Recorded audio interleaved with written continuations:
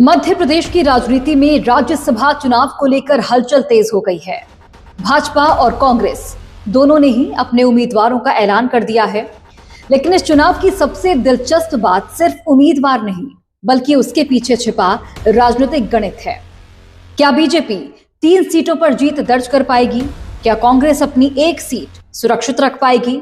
और आखिर राहुल गांधी की करीबी मानी जाने वाली मीनाक्षी नटराजन को कांग्रेस ने क्यों चुना? ये बड़ा सवाल है। आइए अगले कुछ मिनटों में पूरी कहानी आपको समझाते हैं। सबसे पहले बात करते हैं उम्मीदवारों की। भाजपा की केंद्रीय चुनाव समिति ने राज्यसभा चुनाव 2026 के लिए 11 उम्मीदवारों की सूची जारी की है। मध्य प्रदेश की 2 सीटों के लिए पार्टी ने राष्ट्रीय महासचिव तरुण चुग और प्रदेश मंत्री रजनीश अग्रवाल को उम्मीदवार बनाया है। वहीं कांग्रेस ने मध्य प्रदेश से पूर्व सांसद मीनाक्षी नटराजन को मैदान में उतारा। 12 राज्यों की 26 राज्यसभा सीटों पर 18 जून को मतदान होना है और उसी दिन नतीजे भी आने की संभावना है। मध्य प्रदेश में नामांकन की प्रक्रिया भी तय हो चुकी है। भाजपा उम्मीदवार रजनीश अग्रवाल और तरुण चुग 6 जून को नामांकन दाखिल करेंगे, जबकि कांग्रेस उम्मीदवार मीनाक्षी नटराजन 8 जून को अपना नामांकन भरेंगी। अब बात करते हैं कांग्रेस की उम्मीदवार मीनाक्षी नटराजन की।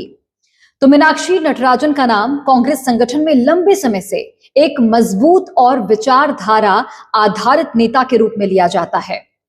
23 जुलाई 1973 को नागदा में जन्मी मीनाक्षी ने बायोकेमिस्ट्री में एमएससी और एलएलबी की पढ़ाई की है। उन्होंने छात्र राजनीति की शुरुआत एनएसयूआई से की और देखते ही देखते राष्ट्रीय राजनीति में अपनी बड़ी पहचान बना ली।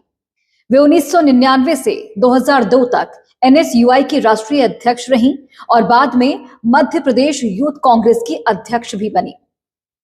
2009 में उन्होंने मंदसौर जैसी बीजेपी की मजबूत माने जाने वाली सीट से लोकसभा चुनाव जीतकर सभी को चौंका दिया था। संगठन में उनकी पकड़ का अंदाजा इसी बात से लगाया जा सकता है कि वे कांग्रेस कार्य समिति यानी कि CWC में भी जिम्मेदारी निभा चुकी हैं।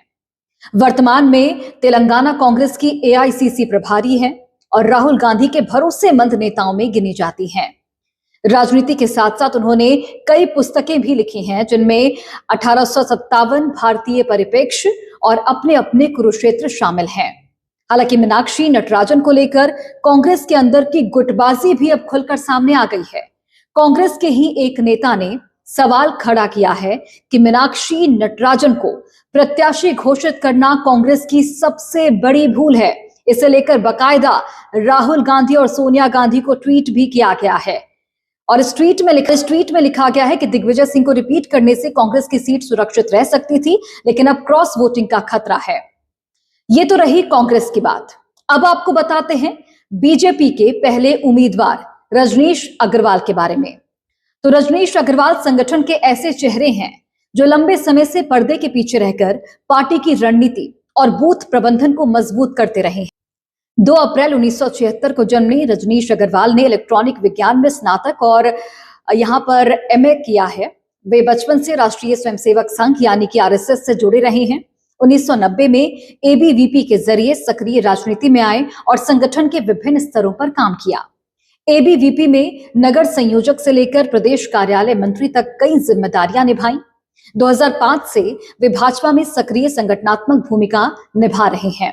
2021 से वे मध्य प्रदेश भाजपा के प्रदेश मंत्री और बूथ प्रबंधन प्रभारी भी रहे हैं।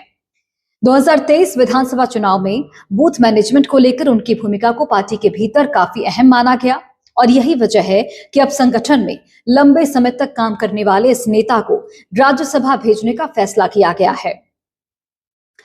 अब आते हैं भाजपा के दूसरे उम्मीदवार और राष्ट्रीय राजनीति के बड़े चेहरे तरुण चुग पर। तरुण चुग वर्तमान में भाजपा के राष्ट्रीय महासचिव हैं। उनका जन्म 3 मई 1973 को पंजाब के अमृतसर में हुआ था।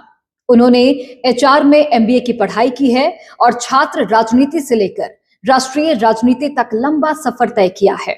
1994 में ABVP से सक्रिय राजनीति में आए और बाद में भाजपा में जिला अध्यक्ष, महासचिव और राष्ट्रीय कार्यकारिणी सदस्य जैसे पदों पर रहे। वे जम्मू कश्मीर, लद्दाख और तेलंगाना जैसे महत्वपूर्ण राज्यों में भाजपा प्रभारी भी रह चुके हैं।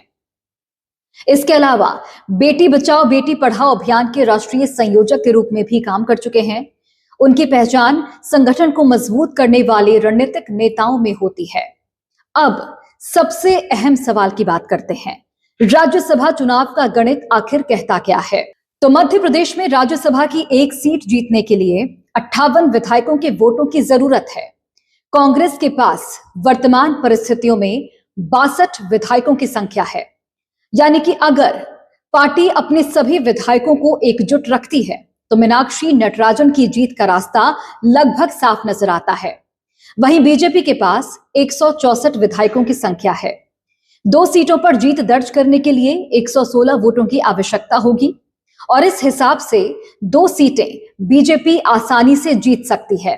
लेकिन तीसरी सीट का गणित रोचक हो जाता है। 2 सीटें जीतने के बाद बीजेपी के पास 48 विधायक फिर भी बचेंगे और अगर निर्दलीय और सहयोगी विधायकों का समर्थन भी मिल जाए तब भी बहुमत के आंकड़ों तक पहुंचने के लिए उसे अतिरिक्त वोटों की जरूरत पड़ेगी। अब सवाल यह है कि इन उम्मीदवारों के चयन का राजनीतिक संदेश आखिर क्या जाता है? कांग्रेस ने मीनाक्षी नटराजन को उतारकर यह संकेत दिया है कि पार्टी संगठन में काम करने वाले और राहुल गांधी के भरोसेमंद चेहरों को आगे बढ़ाना चाहती है। वहीं बीजेपी ने भी संगठन के 2 अनुभवी और बड़े नेताओं तरुण चुग और रजनीश अग्रवाल पर भरोसा जताकर यह साफ कर दिया है कि पार्टी सिर्फ चुनावी चेहरे नहीं बल्कि संगठन को मजबूत करने वाले नेताओं को भी सम्मान देना चाहती है। यानी कि यह चुनाव सिर्फ राज्यसभा की सीटों का नहीं बल्कि दोनों दलों की संगठनात्मक प्राथमिकताओं का भी संदेश देता है। 18 जून को मतदान और परिणाम के बाद तस्वीर पूरी तरह से साफ हो जाएगी। लेकिन फिलहाल मध्य प्रदेश का ये राज्यसभा चुनाव राजनीतिक गलियारों में चर्चा का एक बड़ा विषय बना हुआ है।